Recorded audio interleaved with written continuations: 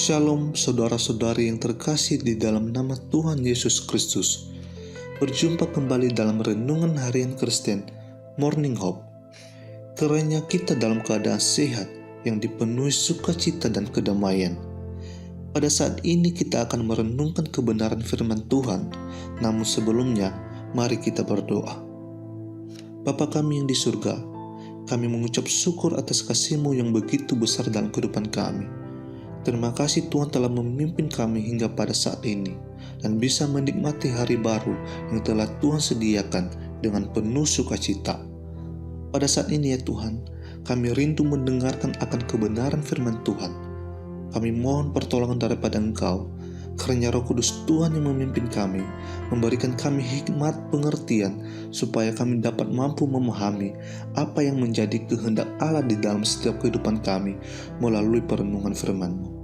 Terima kasih Tuhan Yesus, ke dalam tangan-Mu kami serahkan perenungan pada hari ini. Di dalam nama Yesus Kristus kami telah berdoa dan siap mendengarkan firman Tuhan. Amin. Saudara, berbicara tentang kasih yang sempurna, maka kita akan melihat bagaimana kasih Allah kepada manusia yang ada dalam kegelapan, penderitaan, baik secara fisik maupun secara batiniah. Berbicara tentang tawanan adalah sebuah peperangan antar bangsa yang satu dengan bangsa yang lain. Tentu dari dua bangsa ini ada yang kalah dan ada yang menang. Yang kalah akan ditawan oleh yang menang sebagai budaknya, dipekerjakan sebagai tenaga kerja di dalam bangsa itu, dan itulah yang disebut tawanan, karena mereka harus bekerja untuk raja yang telah mengalahkan mereka.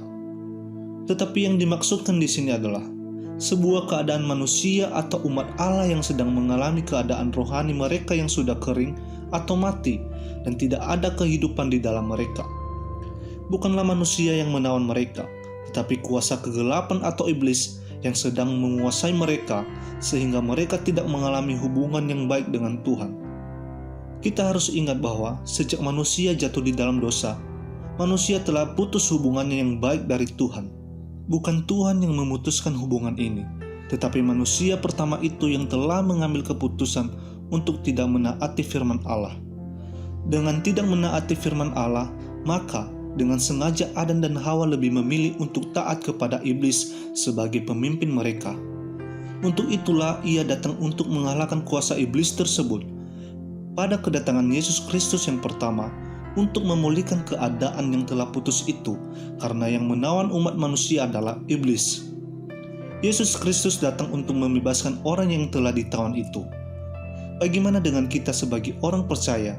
Apa yang menjadi tugas kita? Jangan hanya status kita sebagai pelayan, hamba Tuhan, atau orang percaya, namun tidak memberikan dampak apa-apa kepada orang yang sedang dalam penderitaan secara rohani. Karena kalau kita perhatikan di luar sana bahwa masih banyak orang yang sedang mengalami kekeringan secara rohani. Banyak yang jauh daripada Tuhan, bahkan datang ke gereja pun belum tentu mereka datang sekali sebulan.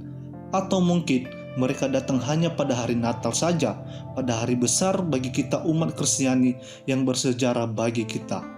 Inilah keadaan umat Allah saat ini, yang sesungguhnya mereka sedang ditawan oleh kuasa kegelapan, dan untuk itulah kita hadir sebagai anak-anak Tuhan. Kasih Allah yang sempurna yang nyata bertujuan untuk memberitakan pembebasan kepada orang-orang yang ditawan oleh dosa. Tuhan Yesus memberkati. Mari kita bersatu di dalam doa. Bapa kami dalam kerajaan sorga, kami bersyukur atas kasih-Mu dalam hidup kami. Kasih-Mu yang sempurna dan nyata sangat kami rasakan. Kami juga bersyukur untuk setiap hari yang baru, di mana kami memiliki kesempatan untuk terus memuliakan nama-Mu lewat kehidupan kami.